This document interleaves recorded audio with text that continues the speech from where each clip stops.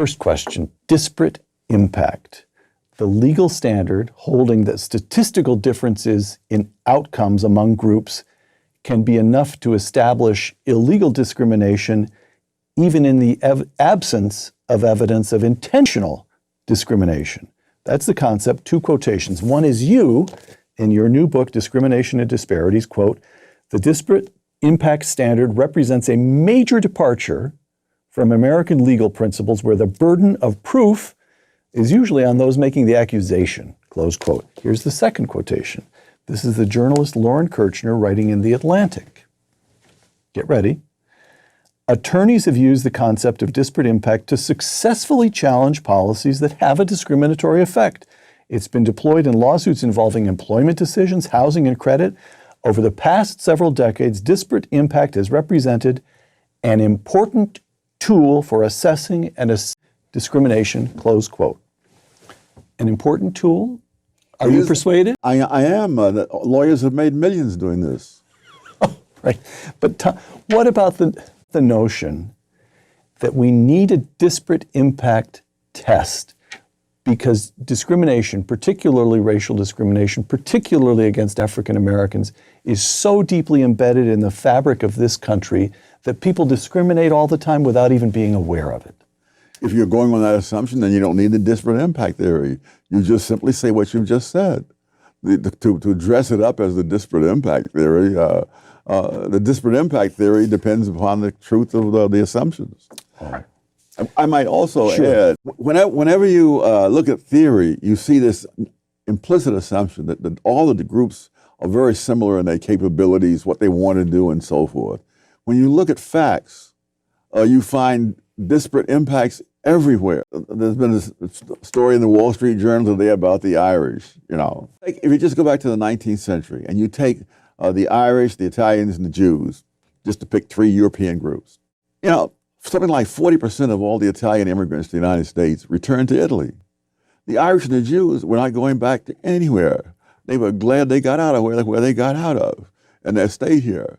If you look at things like politics, the Irish were so far more advanced politically than either the Italians or the Jews that for generations you had Irish politicians representing neighborhoods that were overwhelmingly Italian or Jewish. Everywhere you turn, my gosh, you find these disparate impacts. And in the book, I go into nature, that you don't find things happening randomly around the world. You find 90% of all the tornadoes in the entire world occurring in one country, namely the United States. And as part of the United States, you don't hear about tornadoes in Maine or in the Pacific Northwest. And so think how much land area there is in the world, and 90% of them right in this one little place. So the large point here is reality is lumpy and uneven and particular. Yes. And it just doesn't fit the kind of bland, smooth reality that seems to be in the premise, in the back of the theorist's mind. Yes. All right. Discrimination and disparities. Let's get the underlying argument of the book established here. I'm quoting you again, Tom. "The fact that economic and other outcomes often differ greatly among individuals, groups, institutions, and nations poses questions to which many people give very different answers. At one end of the spectrum, the belief that those who have been less fortunate are genetically less capable." That's the racist argument, essentially, all right? At the other end, the belief that those less fortunate are victims of other people. And that's the argument, for me to put it crudely, that's the argument that liberals or progressives tend to make. Yes. Okay. Although I will say progressives were in the forefront of those, putting the genetic argument 100 years ago. Oh, so explain that. For example, Woodrow Wilson was a leader of the progressive movement. Yes. And one of the leading racists of the day. Oh, see, and many people looking back say, well, his racism was just an exception to his liberalism. No, that was what progressives were pushing that whole time, and not so much against blacks, because they just assumed that blacks couldn't do anything, but they were pushing it against immigrants from Eastern Europe and Southern Europe, and it was they who pushed the ideas that led to the great immigration restrictions of the 1920s. All right. Again, discrimination and disparities. Disparities can reflect the plain fact that success in many kinds of endeavors depends on prerequisites peculiar to each endeavor And a relatively small difference in meeting those prerequisites can mean a very large difference in outcomes. Now, you illustrate that point by describing a sociological or psychological experiment that Professor Terman here at Stanford conducted at the beginning of the 20th century or so. Well, it wasn't so much an experiment, it was an empirical study. He picked something like 1,500 people who had IQs in the top 1%, and he followed them, or his program did, for a period of more than 50 years to see how they turned out.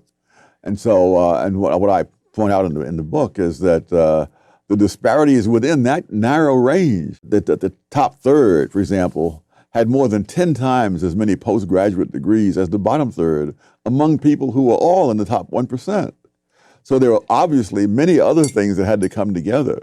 Right. The other thing was that two people who failed to make the 140 IQ cutoff ended up getting Nobel Prizes in physics, as nobody among these 1,500 ever did. Mm-hmm. So obviously there have to be a lot of things come together. And you write, again, I'm quoting you here, Tom, the biggest differentiating factor in that study was family background. Yes. And explain that. Well, the ones who were in that top third, they came from families that were more educated. The ones who were in that bottom third, something like almost 30% or so, had a parent who had dropped out of school before the 8th grade. So it doesn't matter how much brain power you may have, if you're not raised in a home where people are thinking, where they're doing intellectual things, you're not in the same position as someone with the same IQ who's in a family that has that kind of background. So the point is, you've got these 1,500 brilliant kids. You follow them for 50 years, and if nobody knew anything else about them, they'd say, gee, some of these people are relatively poor, and some of these people are relatively unfortunate by comparison with the others. And Tom Sowell says, well, the genetic argument is ruled out of bounds immediately because they're all brilliant. They're all in the top 1% in terms of smarts. But so is the argument that anybody victimized them. The principal factor that accounted for success as opposed to failure or ending up was family background. And that's really not victimization. That's a question of almost cosmic luck. Absolutely. What kind of family? That's right? Is that yes. right? Okay. This is why I spend so much time on the difference between the firstborn child and the others. Oh, explain that. Well, I first became aware of this years ago when I came across some data on the finalists for the National Merit Scholarships. And in 5-child families, that finalist was the firstborn more often than the other 4 put together. And in 4-child families, that firstborn was the finalist more often than the other 3, and 2-child, wherever you do it. And the only child who does better than the firstborn is the only child. And then the other thing is that twins tend to have several points lower average IQ than people who are born one at a time. And so when you put all that together, the amount of parental attention a child gets makes a huge difference in the future. I see. But again, you can't, the argument of victimization doesn't really apply there. That's more. Nor does genetics. Right. They're born to the same parents and raised under the same roof. Right. All right. The costs of discrimination. Again, the book, Discrimination and Disparities. Quote, too many